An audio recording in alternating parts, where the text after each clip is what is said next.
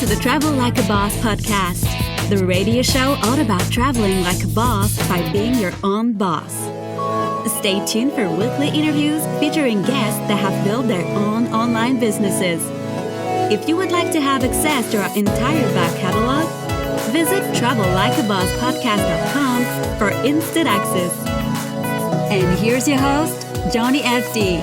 Hey guys, it's Johnny and welcome to episode 145 of the Travel Like a Boss podcast. This is another solo episode. I'm here in Taiwan, and the reason why I want to do this is because my guest for this week decided not to do this. And there's so many valuable lessons that I wanted to share that I just couldn't do. And instead of just passing it up, I decided I'm going to just hang out in my hotel room here in Taiwan for an hour and hang out with you guys and share these kind of thoughts and insights on what I really wanted to share with my buddy Mason. We'll call him that. So I don't blame him. It's not that it fell through. It's that he, waited until he told me in person when we were hanging out in Bangkok that he didn't want to do it. And his rationale is that he's a private person, that he doesn't like to share things with the world. And I guess I understand because everyone's different. But it also was a big revelation on what the world gives you back when you give a lot to the world. I firmly believe that the more you put out into the universe, the more good you put out there, or the more information you put out there that can potentially help other people, the more that you'll get back in return. And I've been so blessed and fortunate to have been paid back both financially, but as well as with opportunities, with great friendships, with, different, everything from, places I get to go, things I get to see, even like fun experiences I get to have. It's because I've always been open sharing things, even though I'm still trying to figure it out. So a very good example would be for Invest Like a Boss, the other podcast I do. I'm not an investment expert, and neither is Sam. And both of us are sharing both our ups and downs on that podcast. We're sharing our learning experiences. In the most recent episode, Sam actually shared how he lost $1 million because of being negligent. He trusted the money he made from selling the business to a financial advisor and signed over, basically what you call power attorney to him and say, you have the right to sell or buy assets under my account without my permission. And the reason why he did that is partially because he didn't really know what he was doing anyways. So he kind of assumed that the financial advisor would know best, which is like what we like to assume especially when we pay someone in that position. But second is because he didn't do the research himself yet. And some of you guys might be thinking, oh, that's silly. I would never have done that. But you know what? At the same time, we were never in his position to be able to make that much money. So it's one of those things where he didn't need to share that. He can look smarter to everyone if he never shared that. But one of the reasons why I think he's going to be very, very successful, even more successful in the future, is because he does openly share these things. So this is why I'm doing this podcast episode, is because I want to share with you guys some of the things that I believe that could help other people who are kind of in our situation. So, Mason, if you didn't figure out that's not his real name, but I don't want to put him on blast or anything. He is my college roommate, and we have been very good friends for, a long time now, over 10 years now. And he's a very good guy. So anything I say today, it does not take away from him being a genuinely, good person in his own rights, in his own ways. He just has a very different personality type than other people. So the very first topic that I want to talk about, and there's a couple things I want to share that we can learn from. The first thing is the fact that he loves more about Thailand and Muay Thai than I do. And this is his first time coming. So I first came to Thailand in 2008, and I tried to convince him to come, and he didn't. And every time I talked to him, I tried to convince him to come, and he just didn't do it. And he eventually fell in love with Muay Thai, started doing it back in Southern California where he lives, and he got into it way more than I did. Like, he could name every single fighter, he can name every single good gym, he knows all the techniques, he knows everything on paper. Even when I was competing, he knew way more than I did. And I can tell that not only would he be good at it, but he would be really, really passionate. And it could be a future career. It could be something that, would really add not only happiness to his life, but maybe other people's as well. But it just, he had reasons why he couldn't come. And I want to get into something later about why everyone has reasons, but most of them are really excuses. So fast forward 8 years, he finally comes to Thailand for his very first time, trains at a great gym, and he loves it. He loves every minute of it. And I asked him, do you have any regrets? And I think all of you guys can guess what that regret is. He said that he wished he would have came sooner. And I told him, I said, you could have came. I mean, I've been here for 8 years trying to convince you to come. And he lists, 20 reasons why he couldn't have come. And a few years ago, I would have accepted those reasons as gospel, saying, I know you have a tough situation, you have family, issues, you have money problems, you have time issues, but guess what? Everybody does. And if you want it bad enough, you'll just do it. So where is he now is he just flew back home, while I'm still here I'm in Asia still, going back to Thailand soon. And I don't think he's going to be, kind of fulfilling his passions or his dreams when he gets back. And this episode isn't about calling Mason out on blast, even though it might seem like it. And if, you're somehow listening or, one of our other friends is listening, I don't want you to take this as me, bitching about Mason the whole time. I want to use him as the perfect example of what I would think a lot of people fear and a lot of people go through and a lot of people miss out on. So Mason could be replaced with, John, Steve, Bob, Trish, Lisa. It's really, he kind of just universally applies to everyone. I'm just using him as an example of the type of person who knows, what would make them happy and knows kind of what the dream is, and they just doesn't do it. So you might be asking, what were some of those excuses? Why couldn't he have came? One is money. And I think every single person in the world is going to have money issues. I didn't have any money when I came to Thailand. What I did was I just sold my stuff. I sold my car, I sold my clothes, I sold I just sold whatever I had. And it wasn't a lot. You get a few $1,000s, and it's enough to live here for a while. And while you're here, you can figure it out. You can either live off of savings, go back and work, and then come back again. You can do things like tutor online. If anyone is from North America, so Canada or the US, and I think that's all you need, to be honest. I think you might need some kind of college degree and anything, but I don't even know if they check, to be honest. You can tutor Chinese students over Skype through this service called VIP Kid. It's an app. And you get, I think, $15 or $20 an hour. I think it's $20 an hour. So you can literally work for a few hours in the morning and then a few hours before dinner because they want you to be kind of in that Chinese time. And you can get $20 an hour just for tutoring. And when I say tutoring, you're not, it's not like you're teaching them anything complicated. It's more of a conversational class. You can also freelance. You can, build something online. You can, if you wanted to build an online business, you want to be an entrepreneur, you can do that as well. I talk a lot about that on this podcast, on the blog. But even if you just wanted enough money to be able to live and survive, you can absolutely do it. Take a look at my blog post on johnnyfd.com called How to Make Money Online Even If You're Broke.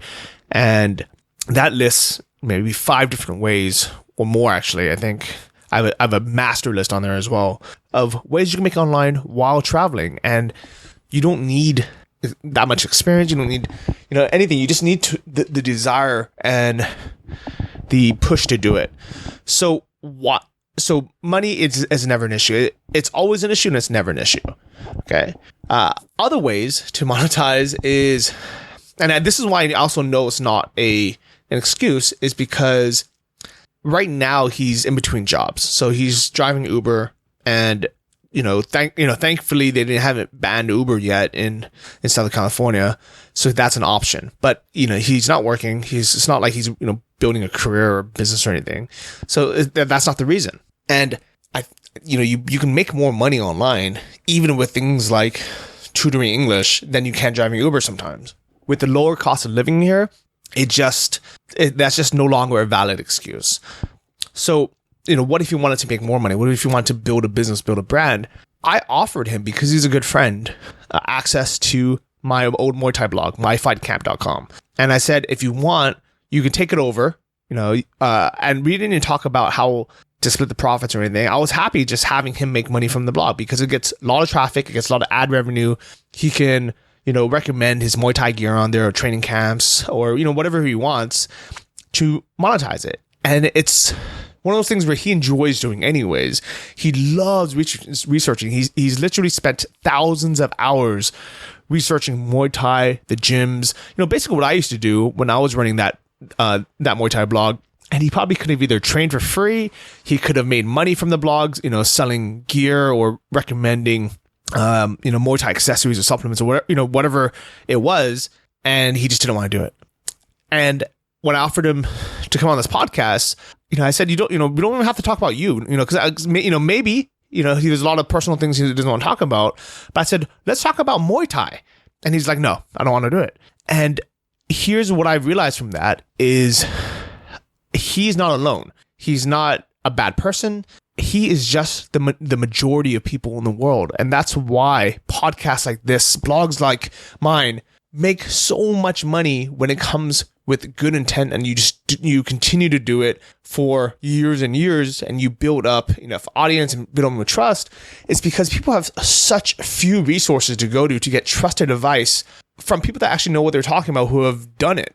Because the people who do know what they're talking about, a lot of them just don't want to share it. They either don't want to spend the time to do it, they're lazy to do it, they feel like it's going to intrude on their lives, they feel like it's their information that they don't want to share with others, or they feel otherwise, they don't have a reason to otherwise give it to you.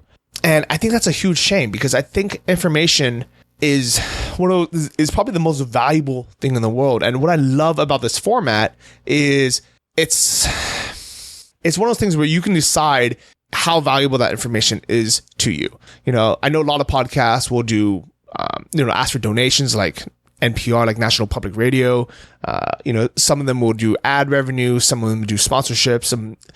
Some of them are like, are like mine, where it's a way to share information. And then if you want, you can go to johnnyft.com, you can go to travellikeabosspodcast.com. And then if you buy something through one of my links, then I get credit for it. But it's one of those ways where it doesn't matter. I mean, I don't know if you guys have noticed this, 145 episodes in, the reason why I've started this podcast as well as Invest Like a Boss isn't primarily to make money. That's never been the first thought. It's, maybe the seventh thought, the first thought is this going to be fun? Second is this going to be something I'm going to enjoy doing? Third is, am I going to learn something from it? Fourth is, are other people going to learn from it? Fifth, is it going to add value to the world? Is it going to open up connections? Is it going to open up XYZ? And then everything in life is one of those things where, nobody's going to want to continue losing money on something forever, or not having time to do something because they need to get paid and they need to go get a normal job. So, for example, for Invest Like a Boss, we've been doing it for all of 2016, losing $600 a month from just running it, from editing it, from paying for the podcast hosting, paying for all the other things. And hopefully in 2017, it's going to start making money. But the fact is, because it wasn't, a way to make money or get rich quick overnight, that is why that podcast actually has more downloads than this one now, because we've ramped it up so quick. We have the audience not only from Travel Like a Boss, but from all the big name people we've interviewed on that podcast. We have Sam promoting it. We have me, and we just really pushed it. And it's information that people really need. So this is why I'm a bit disappointed in people who don't want to share. And it makes me think, is that just something that is inherent in someone's personality, or is that something that is just inherent in mine and it's not common? So I'm actually very curious. And this is actually why I wish I had him on the show, so I can ask things like this. I know Chris, for example, my best friend traveling with.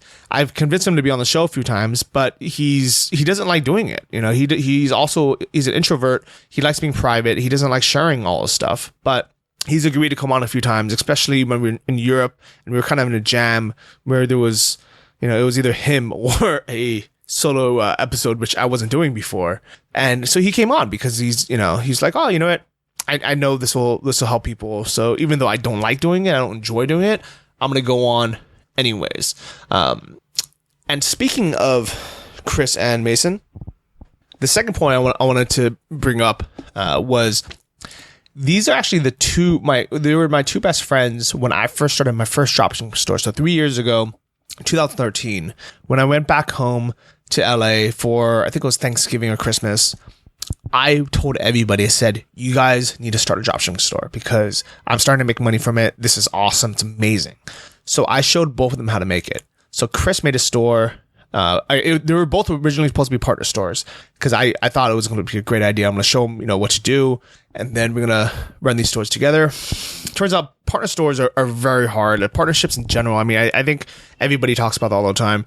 We're still kind of struggling back and forth with the dropshipping stores now that we're doing with the partners. So some of them are starting to make sales, but a lot of them are it's a lot of work because, and I'll go into a couple of reasons why partnerships are normally a bad idea, but either way, what happened was that same time, it was mainly just Mason and Chris who started the store with me. So it was, I think I spent a very equal amount of time. If anything, I spent less time with Chris. With his store, we got up and running, and that was actually the Tiffany lamps. And he kind of took it over from there.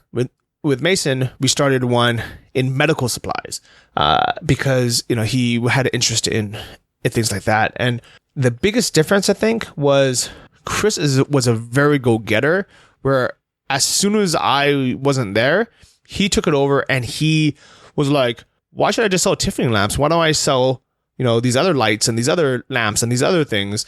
And he basically turned that store into a mega store where I think he now has something like, I want to say 300,000 products on that store.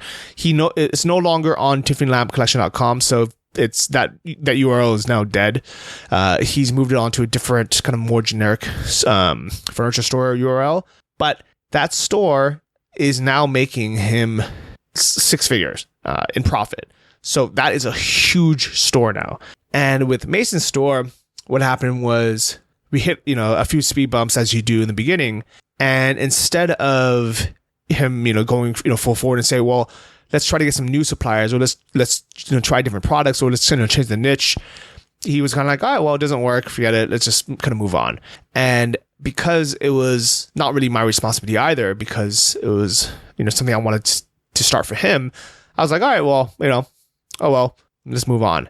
And 3 years later, if you fast forward to see where both of them are now, Chris has been living in Colombia full-time last year. He was in Europe all summer with me. He's now in Thailand, and he is making a six-figure salary just running from that store, and it's, over $100,000 in profit just from running his dropshipping stores. We started at the exact same time as Mason. While Mason is in between jobs now and trying to figure out what he wants to do, wishing that he can afford to live in Thailand.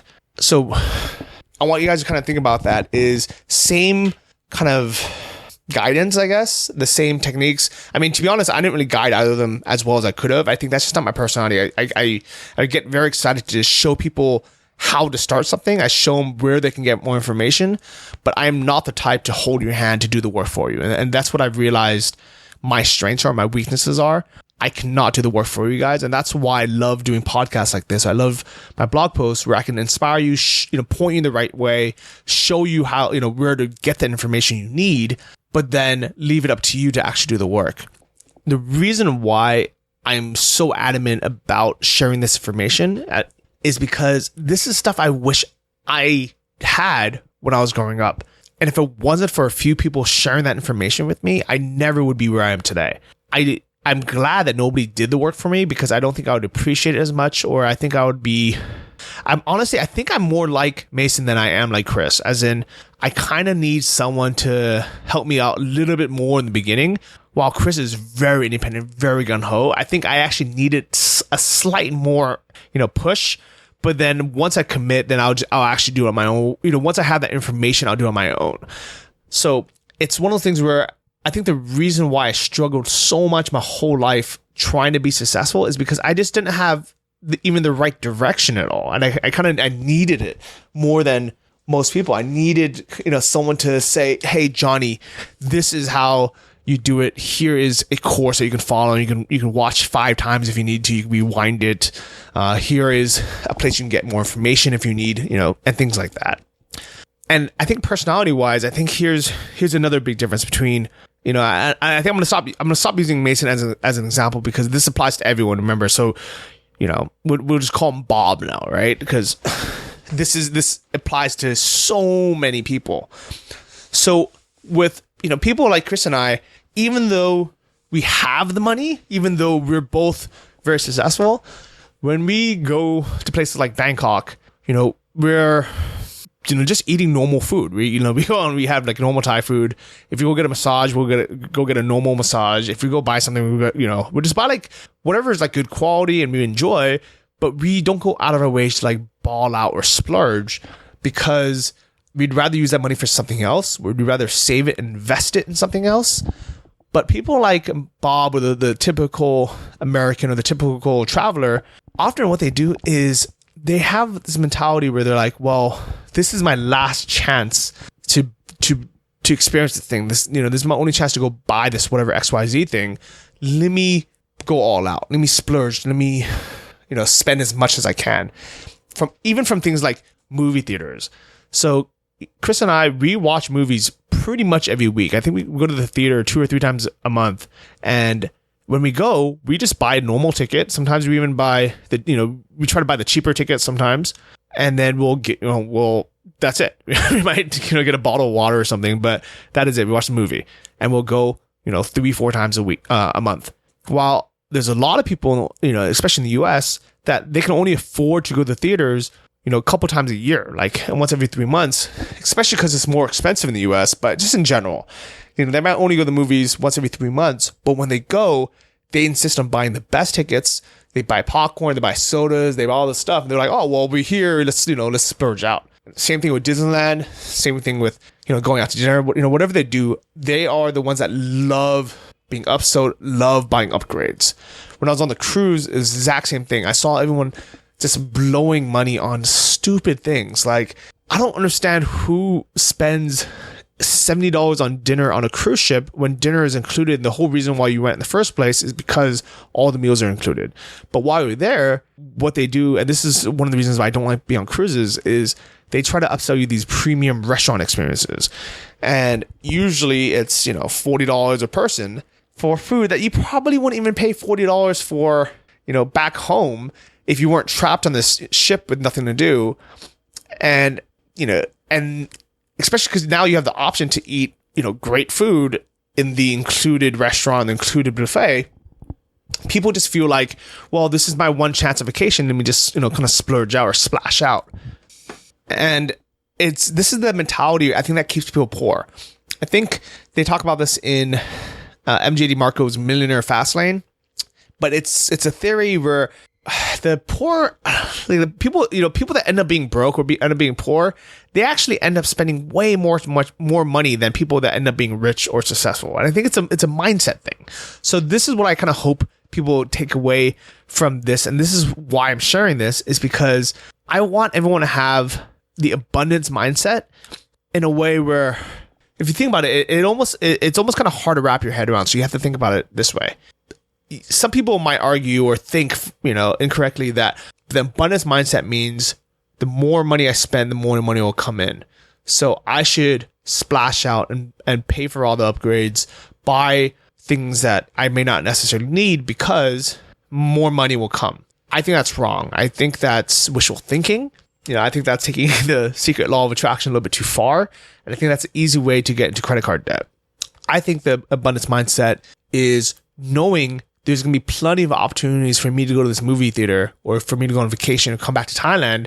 So I don't need to spend all the money right now. I can just enjoy it, normally take that extra money to put towards something else, either put into savings or to put into my next trip or invest, and have that money grow. I think that is the true abundance mindset, and that the other mindset is more of a poverty mindset.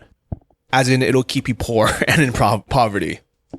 So in these situations, what can we do? And it's so crazy because I'll talk to friends back home who, they will say they wish they can travel more or longer or have more money. And then I'll offer them very concrete solutions. I'm like, why don't you try this? And they'll be like, no, because X, Y, Z, and usually, they know that they say it's time or money. It's something that people kind of counter argue against. So they say like, oh, okay, that's, I understand, but if they give the reason that's something beyond them, so something like, it's like their family, it's like, oh, well, I got to be there for my mom. Or I got to be there for, my brother or my dad or something. You almost can't argue it because then you just seem like a prick to even bring that up. Like, oh, well, it's family. You can't argue against that. But I guarantee there is a solution. Would my mom's life be easier if I was there physically to help her all the time? Yeah, of course, right? But does that really make her life better? No, because she becomes reliant on me or self-dependent on me, and she can't like live her own life. Or, like, and here's a good example is every time I'm back home in the US, she hands me like a stack of like mail, or she hands me her phone and says, can you show me how to do this? Oh no, sorry. She says, can you do this for me? And I will say no, but I'll show you how to do it so then you can do it yourself next time. And I think that's the mentality of someone who, actually cares, because if you just do it for them, I know you're coming from a good place that you care, but you're really not helping them. Like, you're really making their life worse because now they're 100% dependent on you to do it for them versus them doing it themselves. And here is the greatest thing about forcing them to learn how to do it, or, even if you say, well, let's figure this out together, and that way you can do it, is now you're giving them the tool to be able to do it themselves, and they have to become self-reliant. The best thing that Anton ever did with my first dropshipping store is he never did any of the work for me. I actually remember I used to wait, up to a week, before I would see him again to ask him a question about something, and he would just sit down next to me and he would Google how to do it, and then he would say, here, and hand it back to me. And then I would follow those instructions, I would do it, and it would work, and I'll say thank you. And then the very next time I had a question, I would say, you know what? Why am I going to wait a week to ask him for his help when he's just going to sit down and Google how to do it and show it to me? Why don't I just Google it myself and figure this out? So I think that is a very, very valuable life lesson, is that we have to just learn how to be independent and just be able to figure things out for ourselves and stop making excuses on why we need to help other people. I guarantee you, by me giving my mom that freedom of, letting her live her own life and then helping her out financially, because, that's something that, I guess what would help be even better is if I taught her, how to make some passive income online. I don't know if that's, something I want to like personally do. It's like a very big task to undertake, especially because she doesn't speak English that well. She's terrible at computers. She's only really been using it for a while. So for her to start a side business or, do something, I think is going to be a monumental task, to be honest. But I'm not delusional. I know that would be even better for her. So instead of me giving her $1,000 a month, if I can show her a way that she can make an extra $1,000 a month online or passively, it would be way better. So I guess that's another point, is we don't have to be perfect. We just have to acknowledge and not lie to ourselves that we're not. We can say, I think if someone said to me, if Mason said to me, Johnny, I know I'd be happy here. I know I want to come here. I know I'm being a bitch, or I know I'm making excuses. And this is, and I'm aware of that, and, but I'm going to do this right now. I would at least say, okay, well, at least you acknowledge it, it's fine. But if someone says to me, they want one thing and then they do something else, then it's, then that's a different story. And especially, when we have like bad spending habits. So, as an example, on our last day in Bangkok, and there's gonna be two sides of this. So I'm gonna say, my side first, and then what I've kind of learned from it is, I know that, Mason's out of money. So, he's not really working right now. He just spent a lot of money on his trip and he wants to come back. So his one of his priorities should be saving money. But when we were looking at just normal Thai places to eat, which is very cheap to eat in Thailand, we were just going to go have some normal food somewhere, which probably would cost us a couple bucks a person. He starts looking up a gourmet steakhouse that was going to be, 10 times the price of Thai food. And I'm like, what are you doing? Like, first off, you can have steak when you're back in California in 2 days. And then second, like, it's like, why are you spending the money on this? And he's like, oh, it's okay. They take credit card. That, like, the fact that you have to put something on a credit card means you shouldn't be buying it in the first place.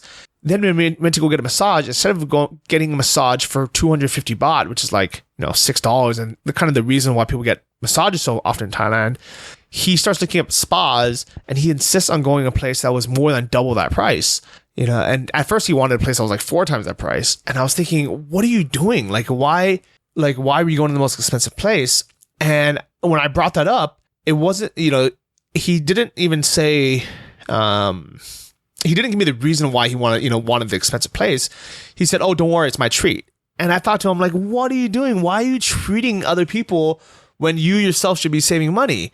And it's one of those things where I feel like when people, I don't know if it's a catch-22, what came, first, the chicken or the egg, but is it because he doesn't want to feel broke or he doesn't want to seem broke that he wants to treat other people as kind of like a bump to either his ego or to his parents? Or is that the reason why he's broke in the first place, is when he's spending money when he shouldn't be? And a lot of people I know do this. I mean, I have a friend who is like $20,000 in credit card debt, yet he just had a wedding that cost, another $20,000-$30,000 that his parents paid for. But I would have told the parents, like, look, don't give me a wedding. Help me pay off this credit card debt so I can build life and I can start having, I can have kids and I have a family. On top of that, he went out and bought gifts, like hundreds of dollars worth of like See's chocolates and nice candies to give to all the family members, when he came to see them, as kind of like, sorry you couldn't make it to my wedding. Here's some gifts. And I'm like, what are you doing? You're in credit card debt. Like, you should not be spending hundreds of dollars on anything, especially like anything, like on gifts. I would literally just tell people, say, hey, I am broke. I'm in debt. Let me get out of this. Why don't you come over? I'll cook for you. Let's go to the park. Let's have a picnic. Let's go spend quality time together. Let's do something that doesn't cost any money. If my friends wanted to go to a restaurant and I was broke and I was in debt, I'll say to them, I can't go. I'm broke. But if you want to come over to my house, we can cook here, or let's go out afterwards. Let's do something else. And I don't know where this mentality comes from. I don't know if this is something that it's just because we were never taught this in school, this financial literacy, the financial education. But it really just boggles my mind how people can spend money that they don't have, and put themselves further in debt, and then have it be an excuse why they can't do something. If anyone has an answer, I would love to hear it. Please leave a comment in the show notes here, because it's one of those things where maybe I'm seeing it wrong. And here's what, and I really try to see the other side. So with Mason, I actually figured out one of the reasons why he wanted to go to that fancy spa instead of like a basic one. And it's because it was his last day in Bangkok and he knew that this was his last chance of getting a massage for a long time. So instead of risking it on a mediocre one at a cheap place or a standard place, he wanted to go to like, one of the best ones and have a great experience so he can kind of savor and cherish that. So for when he goes back home to his normal life. While for me, I get, 2 or 3 massages a week because it's so cheap to do here in Thailand. It just becomes a normal thing that I don't really care, even though I do enjoy nicer experiences sometimes, it's not needed. It's one of those things where I figure, hey, if I don't get the best masseuse this time, I don't have the best experience this time, I'll just go in a few days and I'll enjoy that again. So it's not blaming Bob or Mason or any particular person. I think it's kind of blaming the whole mindset. And this is the reason why I really wanted this episode. And this is the reason why I really, really wanted Mason on here, is so I can get his point of view, because I can be completely wrong. He can have a reason for thinking the way he did, and very valid, I don't want to say excuses, but very valid reasons, or very valid point of view that I can't think of. But because he didn't want to come on and share, I can't explore that. And I have to only be able to give my point of view now, which, even though I try to think of both sides, it's literally impossible, because, I can only think of what I can think of. So this is why I encourage people to share so much and talk so much, is because if you don't share, nobody knows, and people can't help you, and you can't really help yourself. So for everyone listening back home right now, I want you guys to kind of self-examine your own lives, where you're at, and the things that would make you happy, the things that you want to do, and the reasons or the excuses why you haven't done it. I'm going to put myself on blast right now, because, I want to be transparent. I want to be fair. Even though I've had a very, very good financially, I've had a terrible year with my health and my diet. And luckily, I know exactly what to do. And this is why I'm actually not actively going out and asking, reading more books, or asking for more information, or asking for more help, is because I'm fortunate enough where I've found something that really works, and I've been through it, and I know it works. And I know with like everything in the world, you just have to actually do it. You have to put in the effort to do it. So the diet plan that I was following, when I wrote Life Changes Quick, and I talked about in there, I know it works. I know I'm overeating. I'm, drinking beer. I'm eating bread. I'm eating pasta. I'm eating potatoes. I'm eating, way too many carbs. I'm just eating too much in general. And I'm eating like fried stuff. I'm just eating a bunch of crap that I just know I shouldn't be eating, and I'm not exercising consistently enough. And that is why I'm so overweight right now. And the plan for 2017 is simply just to do what I know works. So, right now, if anyone said to me, Johnny, you're fat, I'm like, I know. And that's it. And then, I say I'm working on it, or I know what to do. I don't have an excuse on why, or I don't say, and it's, everyone's gonna have reasons. Like, so I have reasons why I fell off my diet, or my exercise plan, because I was in Europe. I was, focused on other things. It wasn't my priority, XYZ. But those are just kind of reasons, excuses. Deep down inside, I know it's still my personal responsibility. I know it's my fault. It's not someone else's fault that this happened. And I wonder how that applies to everyone else's situations right now, whether you want to be more successful financially, you want to be more location dependent, you want to be your own boss, you want to get in shape, you want to travel more, you want to learn, a language, whatever it might be. And everyone has different goals. And I think one of the things I try to do on this podcast is have everything be pretty, open, so you guys can figure out what it is that makes your life worth living, or, your life kind of the best version of your own life. So if this has helped, I appreciate if you guys leave a comment on this episode. It is 145, the Travel Like a Boss podcast, or you can always join the Travel Like a Boss Army. It's a Facebook group. You can just join the email list to get information on that. Just to kind of give you guys a quick update on my travel plans since we're here. Right now, I am in southern Taiwan right now. I flew into Kaohsiung, which is right by a little tiny town called Pingdong, where my cousins, my aunt and my uncle lives. One of my cousins is getting married, and the only reason why I came, to be honest, because we're not that close, is my parents, my sister, my niece and nephew flew from the US to Taiwan as a reason to get together. So they wanted to come to the wedding. They wanted to see Taiwan again. They want to eat some of the good Taiwanese food and some of the tropical fruit. But it was also a good excuse for me to come and meet them up. So I'm spending 5 days with them here in Taiwan just to hang out. And it's ironic that I spend more quality time with my parents now that I live, I guess in Asia or Europe, wherever I am, than when I lived in the same state. Because when I lived in California, I lived in LA, and they're in San Francisco, it was still 8 hours away, which means I would only come up and see them maybe 2 or 3 times a year. And when I did, it'd be for like 2 or 3 days. And during that time, I was busy, they were busy, and we just didn't really spend that much quality time. But now, when we do see each other, I just saw them a few months ago in Europe, and we spent like 12 nights on a cruise together.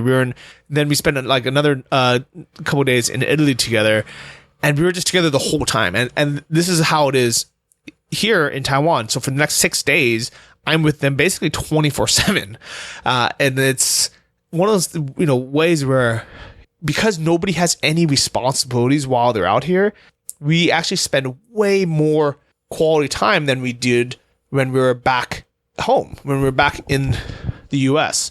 So if that is a reason or excuse for anyone, to kind of be away, not to travel as much or not to live, away, that is, there's always a way to kind of get around that. And I think it comes down to this. This lifestyle isn't for everyone, and there's definitely a lot of downsides to this. There's lots of pros, lots of cons to everything, but I think there are two truths. One is we don't know what we don't know. So we don't know if we're going to love or hate it, or it's going to change our lives, or it's going to open up opportunities unless we actually do it. So until you actually do it, you can't know for sure that this is something that you're not going to want. And the second is there's never an excuse. I think there's always reasons why things happen or why things might be a little bit more difficult, but there's no such thing as a real excuse on why you can't do something. A very, very inspirational article that I read today that I'm going to share in the show notes of this episode is from a guy named John Morrow. He has an article called 7 Life Lessons from a Guy Who Can't Move Anything But His Face. And I'm just going to read you the first paragraph because it's amazing. He wrote, "It's not a joke. The only parts of my body I can move are my eyes and lips. My hands, feet, arms, and legs are almost totally paralyzed, managing the occasional twitch and nothing more. And yet, I have an amazing life. Using speech recognition technology, I've written articles read by more than 5 million people. I've also built several online magazines that have shockingly made me a millionaire. You can't be real, you say. You did all this and you can't freaking move? Hard to believe, I know, but it's true. I do it all from home, sitting in my wheelchair, speaking into a microphone." So I'm going to link this article because it is a inspiring and fascinating story from a guy who was born with a degenerative spinal disease where he's literally in a wheelchair, exactly how you imagine, and he can't move at all. He can just speak. And in here, he talks about how he decided, basically, instead of just being comfortable back in the US and having his life kind of just taken care of by insurance, he decided to risk it all and say, you know what, and here's the downside of support or help. When other people help us, or even when governments help us, we become so dependent on them. And obviously he's always going to need things like nurses or care. And by that, I don't mean dependent, because if you're hiring someone to help you, that is not, it's different than you getting a handout from someone. So for him, he was getting a handout. It's, basically with his, Medicare or whatever it was covering $120,000 worth of medical bills every year. And if it wasn't for that, he wouldn't be able to live. He wouldn't be able to survive. So, it's great that he had that. But the problem with it is he was not allowed to work. I think if he made pretty much any amount of money at all, it would just go away. It was only valid if he was making, $700 or something or less. So he just couldn't do anything at all. And I mean, his life has been filled with reasons why he legitimately could not do something. Why he can't travel, why he can't be a digital nomad, why he can't build a business. If anyone has excuses, it'd be him. Valid excuses, it would be him. But what he did was he just risked it all, and he said, you know what? I'm just going to figure it out, because the worst thing in the world is for me to do nothing and just die unhappy and unfulfilled. And I wonder how many people really think about that. Is if we just continue to do exactly what we do and we don't go for the things that we want, are we going to die one day with regrets of not accomplishing or not even trying to do the things we want to do, not living in the places that we think might make us happy, not going after that dream or that sport or that achievement that we're going to wish? And I know 100%, and I told Mason this, I said, if you don't try this, I guarantee you on your deathbed, you're going to regret not living in Thailand for longer than you could have. And I said, this is kind of like your last chance. He's my age. And if he doesn't do it now, I guarantee you he's not going to do it 5 years from now or 10 years from now. So hopefully he does exactly what I did. He's going to, he'll go back to the US. He'll, sell his stuff. He doesn't even need to quit his job. He just needs to sell his stuff, pack his bags, sublet out his place and say, I'm going to Thailand for a few months because I know this is going to make me happy. I know this is what I want to do. I want to figure it out. And for you, it might not be Thailand, it might not be Muay Thai, it might not be, the exact same thing that I did, but it might be your own version of it. And it's insane where some people just don't want to even take that first step. They don't want to do anything. I gave him a copy of my book, which is literally the blueprint to come into Thailand to train Muay Thai and live cheaply. And one of his best friends in the world wrote it. So he's living it and he's successful at it. And he just refused to read it. And it's silly because he also asked me a bunch of questions that I've answered in the book. And I would tell him, I said, I'll answer this, for you because you're my friend. But just to let you know, I read in vivid detail in the book on this. And he just refused to read it. So at the end of the day, I have zero empathy and zero sympathy in that if he goes back and his life is not great, if he's not successful, he's not happy, if he, next time he bitches or complains about anything, I'm just going to brush it off because I've really, really tried to show him the right way. And I'm sure he has reasons, I'm sure he has excuses, and it doesn't necessarily make him a bad person, but it also is the reason why his life is the way it is. I think that with all our lives, we are handed a certain set of cards. Some people have great cards. Some people are handed a royal flush when they're born, or at least, pocket aces, or, some other great attributes. Some people are handed great genetics, great health, height, blonde hair and blue eyes. Some people are just handed good things, and then some people are not. Some people are dealt a crappy hand. But if you just keep playing the game of life, and you just keep trying, just keep saying, I'm not gonna take any excuse, I'm just gonna keep going forward. Like this John Morrow guy who is in a freaking wheelchair and can't even type, and he's made $1 million from his blog. If this guy can do it, there is no excuse why we can't. And if we don't succeed, I don't blame anyone. I do not blame anyone in the world for not being successful today. I will never, ever look down on someone who is grinding their butt off trying to be successful.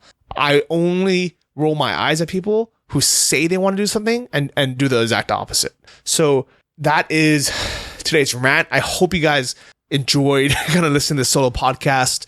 It's one of those things where, to be honest, sometimes I think, maybe I'll just skip this week's episode and I'll wait for the next, for next week when I'm back somewhere and I have a guest. But there are some things I just want to get off my mind that I think that might resonate with some of you guys. So if you guys did enjoy this episode, please let me know. Let me know on Facebook. Let me know on Twitter. Let me know in the blog comments. And, I'm never going to get rid of the interview format because I really enjoy that. But if you guys like these supplemental solo podcasts and you guys learn something from it, let me know. And that way I can continue doing it. If you guys do like the podcast in general, please continue to leave these great reviews on iTunes because it helps so much. I mean, you guys are the reason why this podcast and the new Invest Like a Boss podcast have taken off so much. It's because of people like you who have taken the time to log in and leave a review on the iTunes store. I want to read the most recent one. It's by Robert Ludvig from Sweden. 5 stars. He says, an awesome podcast that will give you tons of inspiration and knowledge with lots of new ideas. Johnny is really sharing his honest experience and he's talking to a lot of inspirational entrepreneurs who share their own knowledge. Highly recommended Travel Like a Boss podcasts. It's a good idea to have a pen and paper so you can take notes of all the awesome information. Thank you very much, Robert from Sweden. Tusen tack, Robert from Sweden. And hopefully I'll be able to read your 5-star reviews sometime soon. And I will see all of you guys next week. Peace. Thank you for listening to the Travel Like a Boss podcast. If you want to hear more, including the bonus, how to choose the perfect niche episode, join our mailing list at travellikeabosspodcast.com. See you next week, and remember, if you want to travel like a boss, you need to be your own boss. So start your online business today and start living the lifestyle you've always dreamed of.